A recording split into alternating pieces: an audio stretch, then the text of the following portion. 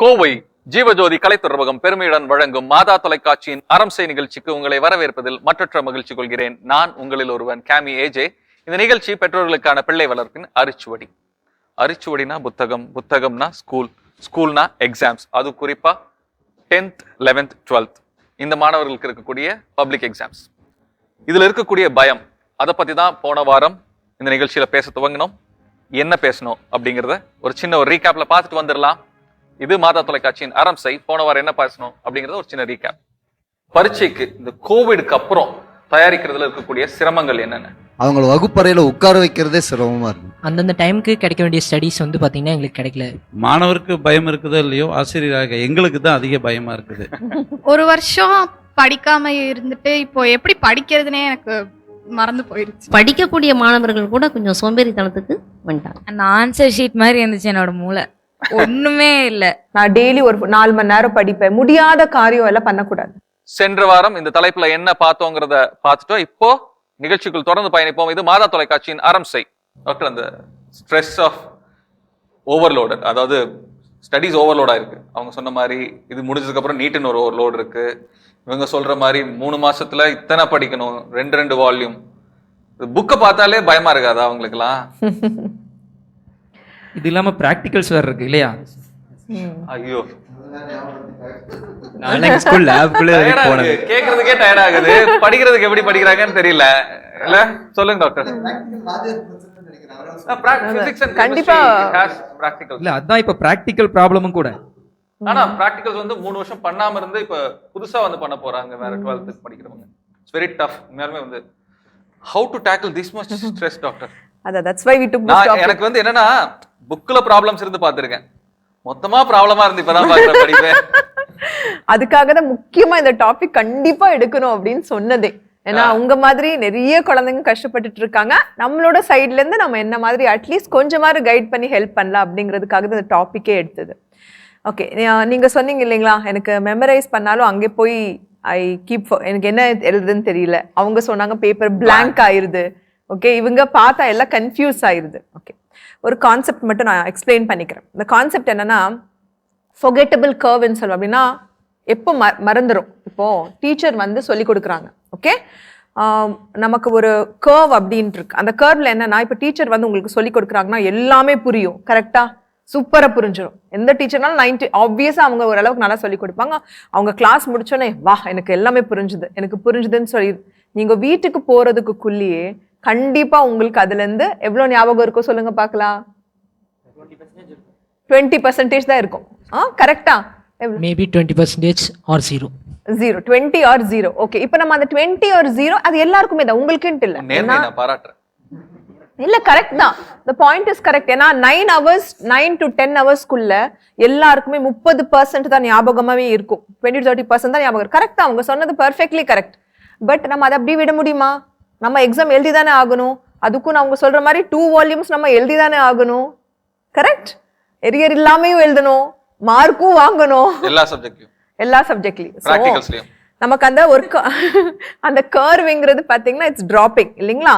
இப்போ என்ன சொல்ல வராங்கன்னா, உங்களுக்கு நீங்க படிச்ச உடனே உங்களுக்கு நெக்ஸ்ட் டேயே உங்களுக்கு 20 to 30% தான் ஞாபகம் இருக்கும். இதுல நம்ம எல்லா சப்ஜெக்ட் ரிவைஸ் பண்ண முடியுமா? கண்டிப்பா முடியாது. எப்படி உங்களுக்கு அதை ஞாபகம் வைக்க முடியும்? எப்படி அதை நம்ம 80 to 90% நம்ம தூக்கி உங்களுக்கு அந்த மெமரியில கொண்டு வர முடியும்னா, ஸ்பேஸ்ட் ரெப்பிட்டேஷன். அப்பப்போ நீங்க அதை திருப்பி படிக்கணும். அப்பதான் உங்களுக்கு அது ஞாபகம் இருக்கும். அப்பதான் உங்களுக்கு அந்த கீழே 20% இருந்து அதை நம்ம தூக்கி 80%க்கு போட முடியும் அப்படின்னு ஒரு ரிசர்ச் சொல்லுது. பட் அதை நம்ம எப்படி ரிவைஸ் பண்ணலாம்? நீங்க ஃபர்ஸ்ட் நெக்ஸ்ட் டே, ஒரு டேக்கு அப்புறம் நீங்க ரிவைஸ் பண்றீங்க. அதுக்கப்புறம் 3 நாள் கழிச்சு, அப்புறம் மல்டிபிள்ஸ் ஆஃப் 7, 7 நாள், 14 நாள், 21 நாள். இன்னொரு தடவை கிளியரா சொல்லிட்டேன். ஓகே, நீங்க இப்போ ஒரு வாட்டி படிச்சீங்கன்னா கண்டிப்பா மறந்துடுறீங்க இல்லையா? அடுத்த நாள் நீங்க ஒரு வாட்டி அதை கோ த்ரூ பண்றீங்க இமீடியட்லி ஆஃப்டர்வர்ட்ஸ், ஃபர்ஸ்ட் டேல, சரிங்களா? அப்புறம் 3ஆவது நாள், அப்புறம் 7ஆவது நாள், 14ஆவது நாள், 21st டே. நீங்க அந்த டேஸ்ல நீங்க அதை ரிப்பீட் பண்ணீங்கன்னா, கோ த்ரூ பண்ணீங்கன்னா, உங்களுக்கு மெமரிங்கிறது it will go up to 80 to 90% மெமரியில இருக்கும். இந்த மாதிரி பண்றதுல உங்களுக்கு என்ன டிஃபிகல்டிஸ் இருக்கு? இந்த மாதிரி பண்ண முடியாதுன்னு ஃபீல் பண்றீங்களா, இல்ல முடியும்னு நினைக்கிறீங்களா? இந்த மாதிரி பண்றதுக்குள்ளேயே தலைமையில இன்னொரு 5 ப்ராப்ளம்ஸ் இருக்கு. எஸ். ஓகே, இவ்வளோ சிலபஸ் இருக்கும்போது அவ்வளையும் கவர் பண்ணும்போது ரிவைஸ் பண்ணுன்றது வந்துட்டு முடியாது காரியம். அது 3 தடவை ரிவைஸ் பண்றதுல கஷ்டம். கஷ்டம். ஓகே. இதுதான் ஸோ இப்போ இது எப்படி பண்ணலாம்ங்கிறது நெக்ஸ்ட் கொஸ்டின். இப்போ அவங்க டீச்சர் சொன்னாங்க நமக்கு ரொம்ப டஃப்பான டாபிக்ஸ், கஷ்டமான டாபிக்னு இருக்கும். அப்போ நம்ம அதை என்ன பண்றோம், ஃபர்ஸ்ட் பிரிக்கிறோம். ரொம்ப கஷ்டம், ஓகே, ஈஸி. ஃபார் எக்ஸாம்பிள் ஃபிசிக்ஸ்லேருந்து எனக்கு ஒரு சாப்டர் ரொம்ப கஷ்டமா இருக்குது, மேத்ஸ்லேருந்து எனக்கு ஒரு சாப்டர் கஷ்டமா இருக்குது, இங்கிலீஷ்லேருந்து எனக்கு ஒரு சாப்டர் கஷ்டமா இருக்குது. கஷ்டமா இருந்தா என்ன பண்ணுவீங்க, அத ஸ்கிப் பண்ணிடுவீங்க. கரெக்ட். அது தப்புன்னு சொல்ல வரேன். என்ன பண்றாங்கன்னா நீங்க அந்த எல்லா கஷ்டமான டாபிக்ஸை ஒரு ரொம்ப டஃப் புக், ஒரு புக்கை எடுத்துக்கோங்க. அந்த புக்ல அது கஷ்டமான டாபிக்கோட ஒரு புக்குன்னு வச்சுக்கோங்க. உங்களுக்கு என்ன டாபிக் கஷ்டமா இருக்கோ அதுல நீங்களா நோட்ஸோ இல்லைன்னா கொஸ்டின் ஆன்சர்ஸ். இப்போ நோட்ஸ் எழுதுற அளவுக்கு உங்களுக்கு டைம் இல்லை. பெஸ்ட்ங்கிறது question answer, repeated question answers. Teacher சொன்னாங்க இல்லைங்களா, ரிப்பீட்டடா வர கொஸ்டின் ஆன்சர்ஸை நீங்க அதுல எழுதுங்க. உங்களுக்கு பை சான்ஸ் ஆன்சர் தெரியலனாலும் கூட பரவாயில்ல, கொஸ்டின் எழுதிட்டு நீங்க ஆன்சரை நீங்க அதுல இருந்து படிச்சு நீங்க கொஸ்டின் ஆன்சர் பேட்டர்ன்ல நீங்க அது எழுதிட்டு அந்த டஃப் புக்ல, கஷ்டமான புக்ல நீங்க எழுதிட்டீங்கன்னா அந்த டஃப் புக்கை மட்டும் நீங்க every day or every 2 days நீங்க கோ த்ரூ பண்ணலாம். ஓரளவுக்கு ஈஸியா அப்படின்னு அதான் நான் என்ன சொல்றேன்னா, எல்லாமே நீங்க அதுல போட முடியாது. ஏன்னா யூ ஸ்டில் ஹேவ், உங்களுக்கு இன்னும் டைம் இருக்கு, அட்லீஸ்ட் இன்னும் 2 months டைம் இருக்குது. ஓகேங்களா? ஸோ என்ன பண்ணலாம்னா அதை நீங்க ஒரு டஃப், இன்னொரு புக்குங்கிறது கொஞ்சம் மீடியம் புக், அதை நீங்க எல்லா நாளும் கோ த்ரூ பண்ணணும்னு தேவையில்லை. கோ த்ரூ பண்றது நாங்க என்ன சொல்றோம்னா, ஃபர்ஸ்ட் டைம் எழுதும் போது மட்டும் தான் உங்களுக்கு கஷ்டம். செகண்ட் டைம் நீங்க சும்மா இப்படி பார்க்க போறீங்க, 3வது டைம் அண்டர்லைன் பண்ண போறீங்க, 4வது டைம் சும்மா இப்படி புரட்டா தான் போறீங்க. ஃபர்ஸ்ட் டைம் நீங்க கொடுக்குற எஃபர்ட், நீங்க போடுற அந்த டைம் தான் 2வது வாட்டி 3வது வாட்டி போறதுக்குள்ளே உங்களுக்கே அது ஈஸி ஆயிரும். நீங்க எல்லாத்துக்கும் நீங்க போய் புக்கை புரட்ட போறது இல்ல. நீங்க இதை ட்ரை பண்ணீங்கன்னா டெஃபினட்டா நீங்க சொல்ற அந்த ஒரு 2 வால்யூம் 4 வால்யூம் எல்லாமே உங்களுக்கு டஃப் புக், ரொம்ப டஃப் இல்ல, ஈஸி புக்கோட முடிஞ்சிரும். அது வால்யூமா உங்களுக்கு தெரியாது. What is your toughest subject உங்க எல்லாத்துக்கும் ஒவ்வொருத்தருக்கும்? What is your toughest subject உங்க எல்லாத்துக்கும் ஒவ்வொருத்தருக்கும்? எனக்கு வந்து toughest subject biology. Biology, okay. இதில் ஜுவாலஜி, பாட்டனி 2 சப்ஜெக்ட் இருக்கும். இது பார்த்தா அது பார்க்குற மாதிரி இருக்கும், அது பார்த்தா இது பார்க்குற மாதிரி இருக்கும். எல்லாத்துலயும் ஒரே வேர்ட்ஸ் தான் வர மாதிரி இருக்கும். Physics, chemistry. Physics, chemistry and chemistry. ஏன்னா ரெண்டுத்துலயுமே தெர்மோடைனமிக்ஸ் இருக்கு, ரெண்டுத்துக்கும் டிஃபரன்ஸ் தெரியாது. தெர்மோடைனமிக்ஸ். மேக்ஸ் தான் டஃப். மேக்ஸ் தான் tough. Okay. Physics, maths. Physics and maths. நல்ல combination. Physics has max and max has physics. Same, ஒரே இதுதான் concept. Physics and maths. Commerce. Commerce. Accountancy easy. Accountancy easy. Commerce கஷ்டம். Okay. இது தலைகீழா இருக்கு. Maths and botany. பாட்னில இந்த மாதிரி எக்கச்சக்க எக்ஸாம்பிள்ஸ் இருக்கும். பாட்னில மேக்ஸ் இருக்கா? இல்ல மேக்ஸ், இது பாட்னி. ஓகே. And botany. இல்ல நான் கேக்குறது என்னன்னா, பயாலஜி குரூப்புக்கு மேக்ஸ் வருமா? Biomaths. Bio and maths you can take both இல்லையா? ரெண்டுமே எடுக்கலாம். Botany and okay. சோ சொல்ல போனா எல்லாத்துக்கும் எல்லாமுமே கஷ்டமாக இருக்கிறது இல்லையா? அதாவது டஃப்பா இருக்கக்கூடியது சயின்ஸ் சப்ஜெக்ட்ஸ் தான் மேக்ஸிமம் டஃப்பா இருக்குது. டாக்டர் சொன்ன மாதிரி அந்த சயின்ஸ் சப்ஜெக்ட்ஸை அப்ளை பண்ண முடியுமா அப்படிங்கறத பிசிக்ஸ் சார் கேட்கலாம். Is it possible to apply that? என்னுடைய இந்த ஷார்ட் டேர்ம் சொல்யூஷனாக நான் உங்களுக்கு சொல்ல விரும்புறது என்ன அப்படின்னா, உங்களுடைய டீச்சர்ஸ் எல்லாருமே மோஸ்ட்லி பப்ளிக் வேல்யூஷன் போயிருப்பாங்க. இந்த ஒரு 1 month மட்டும்தான் நம்ம ரிப்ளேஸ் பண்ணிக்க முடியும். இந்த 1 month நீங்கள் என்ன பண்ணலாம் அப்படின்னா, உங்கள் டீச்சர்ஸ்கிட்ட போய் பேசுங்க. என்ன பேசணும் அப்படின்னா, ஆன்சர் கீ பேசிஸில் நம்ம இப்போ ஒரு சொல்யூஷன் ரெடி பண்ணணும். புது புது வார்த்தையெல்லாம் சொல்லி தராதீங்க. இல்லை, உங்களுக்கு தெரியணும். ஏன்னா உங்கள் பேப்பர்ஸ் வந்து பப்ளிக்கில் பண்ணப்படுறது கரெக்ஷன் இல்லை, எவால்யூவேஷன். சரியா? அதனால் ஆன்சர் கீ பேசிஸ்ல படிச்சீங்கன்னா சீக்கிரம் நீங்க கவர் பண்ணிடலாம். மேடம் சொன்னாங்க இல்லையா, நல்ல ஒரு இது திருத்துறது இல்ல, அத வந்து மதிப்பீடு செய்றாங்க. மதிப்பீடு அது ரெண்டுத்துக்கு என்ன வித்தியாசம்? என்ன கரெக்ஷன் அப்படின்னா பாத்தீங்கன்னா, இப்போ இங்க ஸ்கூல் லெவல்ல இவங்க எழுதுற எக்ஸாம்ல நிறைய தப்பு போட்டிருப்பாங்க. அதாவது இவங்க தவறுகள் என்ன பண்ணிருப்பாங்க, சுட்டி காட்டியிருப்பாங்க. அதனால மார்க்ஸ் ரெடியூஸ் பண்ணிருப்பாங்க. ஒரு 5 மார்க் கொஸ்டின் எழுதிருக்காங்க அப்படின்னா 4 மார்க் தாண்டி இருக்காது. இதே நீங்க பப்ளிக் போயிட்டு வரும்போது இவங்களோட டோட்டலே வேற மாதிரி இருக்கும். அவங்க ஸ்கூல்ல ஒரு டோட்டல் வாங்கியிருப்பாங்க, ஆனா பப்ளிக்ல இவங்களே எதிர்பார்க்காத ஒரு டோட்டல் வாங்கியிருப்பாங்க. அதான் எவால்யூவேஷன். உங்களுடைய நீங்க எங்கெங்கெல்லாம் கரெக்டா எழுதிருக்கீங்களோ அதை தேடி பிடிச்சி மார்க் போடுவாங்க.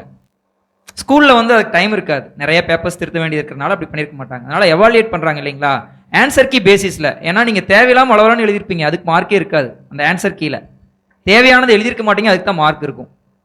சரிங்களா? ஃபார் எக்ஸாம்பிள் ஃபிசிக்ஸில் பார்த்தீங்கன்னா அந்த ஆக்சியல் லைன் ஒரு கொஸ்டின் வரும் இல்லையா, small r is very greater than a, அப்படியே ஒரு சின்ன ஒரு கான்செப்ட் ஓரமாக ஒளிஞ்சிருக்கும். அதுக்கு ஒரு மார்க் ஒரு தடவை கொடுத்துருந்தாங்க பப்ளிக்கில். அதை சில ஸ்டூடெண்ட்ஸ் எழுதியிருக்கல, நல்லா எழுதியிருக்காங்க. இப்போ நானே பார்த்தீங்கன்னா போன வருஷம் எழுத திருத்தின பேப்பரில் 68 மார்க் போட்டேன் out of 70. அந்த குழந்தை அந்த r greater than very greater than a போடலை. என்னால் மார்க் போட முடியாது. சரிங்களா? அதனால ஆன்சர் கீ பேசிஸ்ல, அதாவது ஒரு கொஸ்டினை கொண்டே காமிங்க, டஃபா ஃபீல் பண்றீங்களா, டீச்சர்ட்ட கொண்டே காமிங்க, சார் இதுல எதுல இம்பார்ட்டன்ட், எது படிச்சா போதும். அப்போ அதை பேஸ் பண்ணி டாக்டர் சொன்ன மாதிரி அந்த டஃப் நோட்ஸ் வந்து தாராளமா நீங்க சிலபஸ் கவர் பண்ணலாம். சரியா? இது ஷார்ட் டேர்ம் நான் சொல்யூஷன். புரிஞ்சுக்கிட்ட விதத்தை நான் உங்களுக்கும் பார்த்துட்டு இருக்க குழந்தைங்களுக்கும் புரிஞ்ச மாதிரி நான் சொல்றேன். சார் சொன்னதையும் டாக்டர் சொன்னதையும் கோரிலேட் பண்ணி சொல்றேன், கரெக்டான்னு சொல்லுங்க. அதாவது இது வரைக்கும் வந்த பரீட்சையில இருந்து வந்தக்கூடிய ஆன்சர் ஷீட்ஸ்ல வந்து எது இம்பார்ட்டன்ட் அப்படிங்கறத எடுத்துக்கிட்டு, உங்களுக்கு எது கஷ்டமோ அந்த இம்பார்ட்டன்ட்ல இருக்கக்கூடிய கஷ்டங்களை தனியா பிரிச்சு எடுத்துக்கிட்டு, சார் சொன்ன மாதிரி அந்த கஷ்டமான விஷயங்களுக்கு ஆன்சர் கீ பேசிஸ்ல ஆன்சர்ஸை ரெடி பண்ணி வச்சுட்டீங்கன்னா முக்கியமானதெல்லாம் அந்த டஃப் புக்குக்குள்ள கொண்டு போயிடலாம். அடுத்தது இதே இதுல அந்த தொடர்ந்து வந்த கேள்விகள்ல இருக்கக்கூடிய ரெண்டாவது இருக்கக்கூடிய ஹார்ட் அண்ட் மீடியம் அப்படி எடுத்துக்கலாம். அதை எடுத்துட்டு you can prepare another book. இதெல்லாம் ஒரு 1 வீக்ல முடிச்சிட்டீங்க அப்படின்னா மிச்சம் இருக்கிறதெல்லாம் இன்னொரு 1 வீக்ல பண்ணலாம். அந்த 1 வீக் முடிஞ்சதுக்கு அப்புறம் அந்த 14th டே வந்திருக்கும். You can take that first book and go to that 14th day. அந்த 14வது நாளுக்கு போய் நீங்க அந்த புத்தகத்தை படிக்கலாம். ஸோ முதல் நாள், 3வது நாள், 14வது நாள், 21வது நாள், 7 14 7 14 21. Okay fine. ஸோ இது வந்து பாசிபிள் தான் தோணுது. அது வந்து உங்களுக்கு எது கஷ்டமோ அதை தான் நீங்க டார்கெட் பண்ணணும். அதுதான் முக்கியமா நம்ம பண்ண ரெப்பிட்டிஷன். இப்போ பாத்தீங்கன்னா ரெப்பிட்டிஷன் தான் மெமரிக்கு போகும். நீங்க என்ன திருப்பி திருப்பி ரிப்பீட் பண்றீங்களோ அதுதான் மெமரிக்கு போகும். நிறைய டைம் என்ன பண்ணுவீங்கன்னா டஃப்பானதை நீங்க லாஸ்ட் மினிட்ல படிக்க விட்டுறீங்க. அப்போ அது ரிப்பீட் பண்ண உங்களுக்கு டைம் இல்ல. நீங்க ரிப்பீட் பண்ணலன்னா அது ஈஸியா உங்களுக்கு மறந்துடும். டஃப்பானதை ஃபர்ஸ்ட் கவர் பண்ணுங்க, ஃப்ரெஷ்ஷா இருக்கும் போது கவர் பண்ணுங்க. அப்போதான் உங்களால அது கண்டிப்பா மெமரிலேயே நிற்கும். ரெண்டாவது அவங்க சொல்ற மாதிரி ஆன்சர் கீ பேட்டர்ன் தான் கரெக்ஷன் இவாலுவேஷன் பேட்டர்ன்ஸ். அப்போ அந்த 2 வேர்ட்ஸ், அந்த 2 வேர்டு, அந்த 3 வேர்டு உங்களுக்கு ரொம்ப டைம் இல்லை, எல்லாத்தையும் என்னால படிக்க முடியாதுன்னா ஆன்சர் கீ பேட்டர்ன் உங்க டீச்சர்ஸ் கிட்ட கேட்டீங்கன்னா கண்டிப்பா இவாலுவேட் பண்ற டீச்சர்ஸ் கண்டிப்பா உங்களுக்கு சொல்லுவாங்க. ஸோ நீங்க அது கொஸ்டின் ஆன்சரா எழுதுங்க. இப்போ உட்காந்து நீங்க நோட்ஸ் உட்காந்து எழுதிட்டு இருந்தீங்கன்னா உங்களுக்கு கண்டிப்பா டைம் கிடைக்காது. இவ்வளவு ஒரு 20 கொஸ்டின், இந்த சாப்டருக்கு 10 கொஸ்டின், 10 கொஸ்டினுக்கு 10 ஆன்சர், அடுத்த சாப்டர் கொஸ்டின் ஆன்சர். நீங்க உங்களுக்கு எக்ஸாமுக்கு வர்றது அதுதான். MCQs வருதுன்னா MCQ பேட்டர்ன்ல ஒரு 20 MCQ வாட் எவர் ஒரு சாப்டருக்கு மல்டிபிள் சாய்ஸ் கொஸ்டின்ஸ். ஓகே. இப்போ இந்த வருஷம் ஃபைனலுக்கு வரும் இல்லீங்களா, they have given it in the year. So multiple choice, best answers, choose the best எல்லாம் இல்ல, choose நாளையும் கன்ஃபியூஸ். அது கன்ஃபியூஸ் ஆகுற மாதிரி தான் இருக்குது. பெஸ்ட் எல்லாம் சொல்ல முடியாது, நாலும் ஒரே மாதிரி, அது நாலும் ஒரே மாதிரி தான் இருக்கும். சோ நீங்க என்ன பண்ணா, நீங்க மல்டிபிள் சாய்ஸையும் நீங்க பிராக்டிஸ் பண்ணணும். நீங்க இதை படிச்சு நீங்க போய் MCQ உட்கார்ந்தீங்கன்னா you will not be able to answer. ஏன்னா எல்லா நாளும் ஒரே மாதிரி ஆன்சர்ஸா தெரியும். ஸோ ஒரு சாப்டர், ஃபார் எக்ஸாம்பிள் ஒரு சாப்டர் இருக்குன்னு வைங்க, அந்த ஒரு சாப்டர் பயாலஜி, நான் டாக்டர்னால நான் biology photosynthesis or human body எடுத்துக்கிட்டீங்கன்னா, ஹியூமன் பாடியில ரீப்ரொடக்டிவ் சிஸ்டம், அதுலயும் அதுதான் நானும் இப்போ ஃபார் ரீப்ரொடக்டிவ் சிஸ்டம் அந்த மாதிரி நீங்க எடுத்துக்கிட்டீங்களா, அதுல நீங்க ஒரு சாப்டர், அந்த சாப்டர்ல ஒரு 10 MCQ ஒரு 20 MCQ, அதுல இருந்து 10 கொஸ்டின் ஆன்சர். அதோடு விட்டுட்டு நெக்ஸ்ட் சாப்டருக்கு போங்க. ஒன்லயே போய் ட்விண்டில் பண்ணிட்டு இருக்காதீங்க, ரொம்ப டைம் வேஸ்ட் பண்ணாதீங்க. அதுக்கு இந்த சாப்டருக்கு 2 நாள் ஆர் 1 நாள் அதை நீங்க ஆர்கனைஸ் பண்ணணும், பிளான் பண்ணணும். First step planning. என்ன பண்ணாலும் அந்த பிளானிங் கம்ப்ளீட் பண்ணணும். பிரச்சனை இருக்குது என்னன்னா, ஆல்ரெடி பசங்களுக்கு இருக்க ஃபியரே, இது ஒண்ணு விட்டுட்டோம்னா ஒருவேளை இதுதான் வருமோ இல்லையா. எஸ், ஒரு கொஸ்டினை விட்டுட்டா இதுதான் வருமோங்கிற பயம் அவங்களுக்குள்ள இருக்குது. அதுக்கு ஆன்சர்ஸ் வந்து இங்கதான் இருந்து வரணும். ஹவு டு ஹேண்டில் திஸ், இது ஒண்ணு விட்டு இதுதான் கரெக்ட் அப்படின்னு படிச்சுட்டு போய் இருக்கிற டைம்ல ஒரு 3 மாசம் இருக்கு, இதுல வந்து அவங்களால படிக்க முடிஞ்சது கொஞ்சம் தான். இதை விட்டுட்டு இதுதான் வந்துருமோங்கிற பயம் வேற அந்த பசங்களுக்குள்ள இருக்கும். அதாவது இந்த ஒரு ஃபியர் வந்து ஆசிரியர்களுக்கே இருக்கு. ஏன்னா இதுக்கு முன்னால இருந்த ஒரு பாடத்திட்டம் வந்து இந்த பாடத்துல இந்த பிரிவுல இந்த கேள்விதான் அப்படின்னு முடிவு பண்ணி சொல்லுவோம். ஒரு பையனை வந்து 99.99% அவனை மார்க் வாங்க வைக்கிறதுக்கு எங்களுக்கு முடியும்.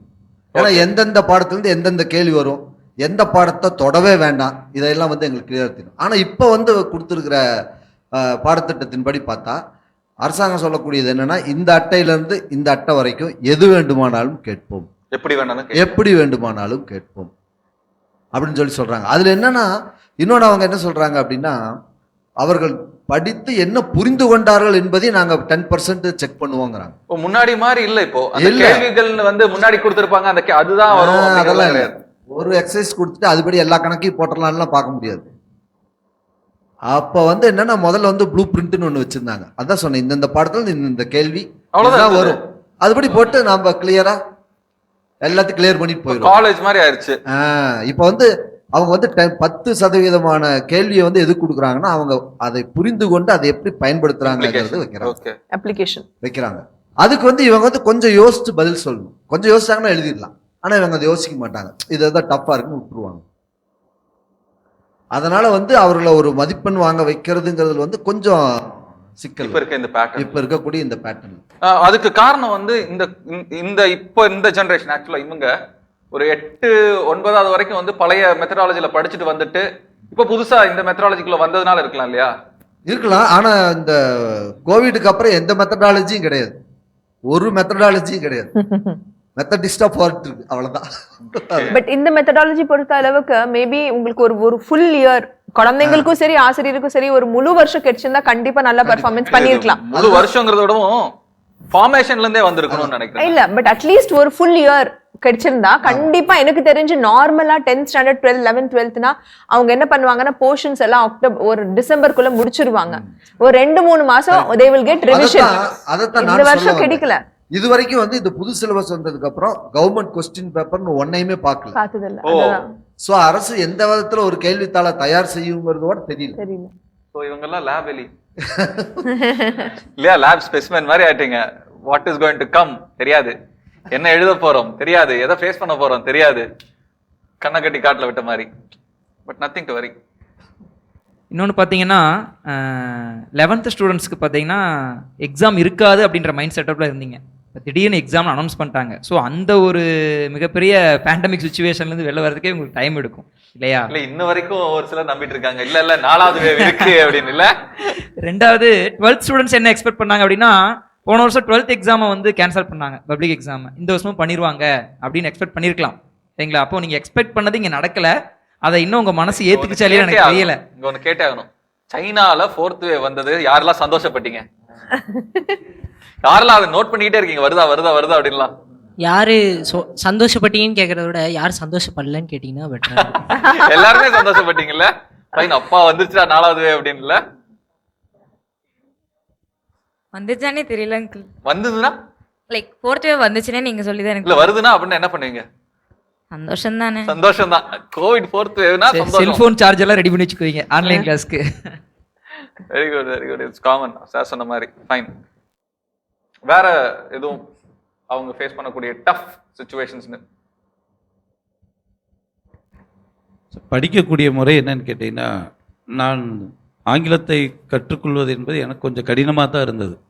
ஏன்னா என்னுடைய கல்லூரி ஆசிரியர் சொன்னார், நீ வகுப்பறையில் போய் உட்காரு, கண்ணை கட்டி காட்டில் உட்கார்ந்த மாதிரி தான் இருக்கும். இசு வாசு கோசு அப்படின்னு தான் சொல்லுவாங்க. அதை என்ன சொல்கிறாங்க அப்படிங்கிறத வீட்டில் வந்து ரீட் பண்ணிப்பார். இப்போ I am going to school அப்படிங்கிறத அதை திங்க் பண்ண வச்சது. ஸோ அப்படி இருக்கும்போது பார்த்தீங்கன்னா நான் கற்றுக்கொள்வதற்கு எங்களுக்கு எளிமையாக இருந்தது. மாணவர்கள் அந்த மாதிரி கற்றுக்கொள்ளணும்னு தான் இப்போ இருக்கிற பாடத்திட்டம் என்பது இருக்குது. ஆனால் மாணவர்கள் வந்து இந்த கொரோனா சுச்சுவேஷன் வந்து அதை முழுமையாக முடக்கி விட்டதுனால அந்த மாணவர்கள் என்ன பண்ணிக்காங்க அப்படின்னா, அந்த சிந்திக்கிற திறன்களை வந்து கொஞ்சம் குறைச்சிட்டாங்க. இல்ல இந்த கொரோனா நம்ம எல்லாமே சொல்லிட்டு இருக்கோம், ஒரு பாதி வருஷம் போயிருச்சு. அப்போ வந்து ஆன்லைன் கிளாஸஸ் நடந்துட்டு தான் இருந்தது. நான் ஒரு இதா கேட்குறேன், ஒருவேளை டீச்சர்ஸ்க்குமே வந்து இந்த வருஷம் எக்ஸாம் இருக்காது, அதனால நம்மள ஈஸியா எடுத்துட்டு போயிடலாம் அப்படிங்கிற ஐடியாலஜிலே இருந்தீங்களோ? நாங்க எப்பவுமே அப்படி இருக்கிறது இல்ல. இல்ல நான் கேட்கறது எதுக்காக அப்படி கேட்கறேன்னா, எக்ஸாம் வராது, சோ தட் அந்த பாயிண்ட் ஆஃப் வியூல ஈஸியா மூவ் பண்ணிக்கலாம் அப்படின்னு. இல்ல நீங்க சொன்னதை வச்சு பார்க்கும்போது நவம்பர்ல இருந்து மார்ச்சுக்குள்ள வந்து சிலபஸ் அப்படிங்கறத முடிக்கணுங்கிற ஃபோர்ஸ் பண்ண வரப்போது அதுக்காக நான் கேட்கறேன். இல்ல பாடத்திட்டத்தை வந்து அவனுக்கு முடிச்சாகணும். ஏன்னு கேட்டீங்கன்னா கொஞ்சமாவது அவன் சிந்திக்கணும். நீங்கள் சொல்கிற மாதிரி வந்து பாஸ் பண்ணி விட்டுருவாங்க அப்படின்னு போனால் மாணவனுடைய அந்த சிந்திக்கிற திறன், அவன் இருக்கக்கூடிய திறமைகளை வந்து வெளிக்கொண்டு வர முடியாது. அதனால் வந்து நாங்கள் பாடத்திட்டத்தை வந்து முழுமையாக அவனுக்கு சொல்லணும். அவன் படிக்கிறானா இல்லையோ, ஜஸ்ட் அந்த ஆன்லைனில் அவனை வந்து லிசன் பண்ண வச்சுட்டு தான் இருந்தோம். ஆனால் பார்த்தீங்கன்னா ஆன்லைன் கிளாஸ் வந்து எல்லாத்துக்கும் முறையாக போயிருக்குதா அப்படிங்கிறது வந்து சற்று யோசிக்க வேண்டிய விஷயம். ஏன்னா எல்லாரும் பொருளாதார சூழல்லையும் ரொம்ப அடிபட்டுட்டாங்க. ஆனால் பார்த்தீங்கன்னா இன்றைக்கி சாதாரணமாக கீபேடு மொபைல் தான் வச்சுட்டு இருந்தாங்க. பட் ஆன்லைன் வருகிற போது அது ஆண்ட்ராய்டு ஃபோனாக தான் வரும். அந்த ஆண்ட்ராய்டு ஃபோன் பார்த்தீங்கன்னா சாதாரணமாக இப்போ என்னுடைய மொபைல் எடுத்துட்டீங்க அப்படின்னா